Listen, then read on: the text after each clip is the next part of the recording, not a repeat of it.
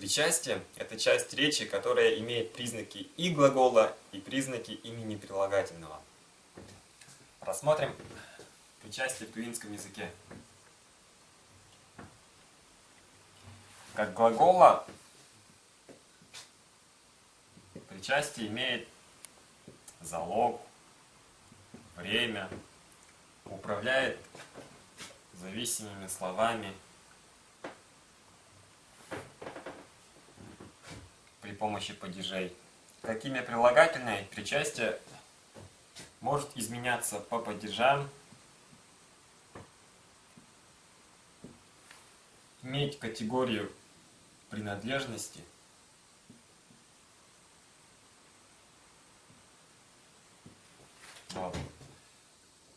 Рассмотрим теперь причастие прошедшего времени с аффиксом «ан». Как следует из названия, действие относится к прошедшему времени. Пашкан имеет аффиксы «кан», если основа заканчивается на глухую согласную, и аффикс «ган» в остальных случаях, если основа заканчивается на звонкие согласные. Если же основа заканчивается на гласную,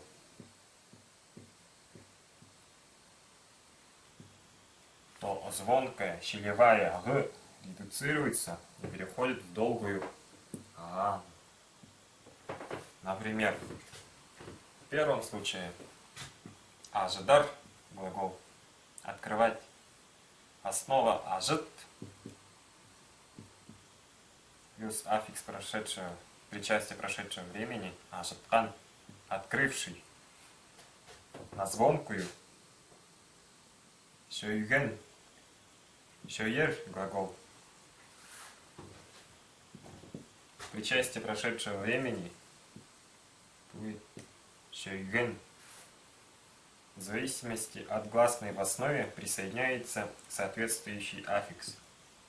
«Шойген». Растягивать переводится «шойер». «Шойген» растянувший. На гласную глагол «подар», основа «пода», плюс «ган» переходит в долгую гласную. «Подаан».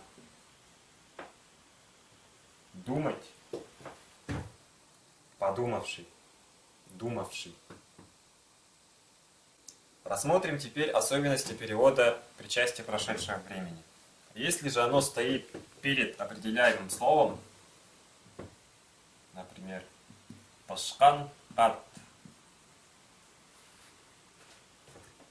то переводится на русский язык он как имя прилагательное. «Пашкан ат» – спелая ягода.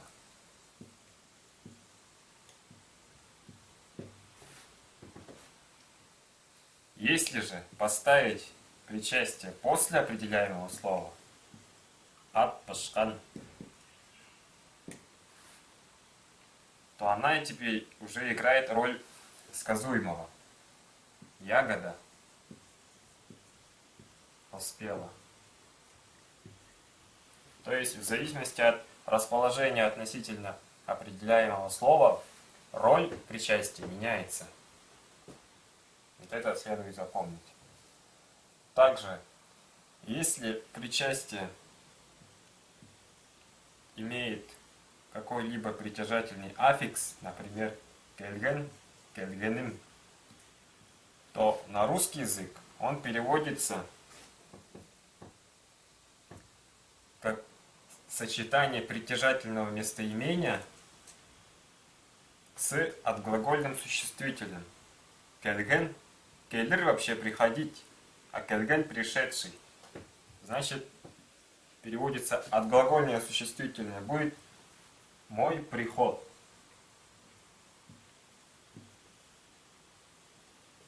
«Кельгеним» – «мой приход».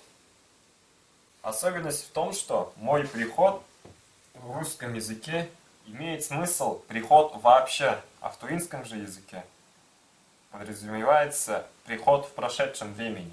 Мой приход прошлом. Можно в скобках написать в прошлом. Когда-то в прошлом. Кельгенем. Не абстрактно, не вообще, как в русском языке, а в прошлом. Мой приход. Соответственно, если стоит во втором лице, кельгенем, твой приход. Притяжательное местоимение и отглагольное существительное. Мой приход. Точно так же и в третьем лице. Кельгени. Чей-то приход. Его, ее, чей-то приход.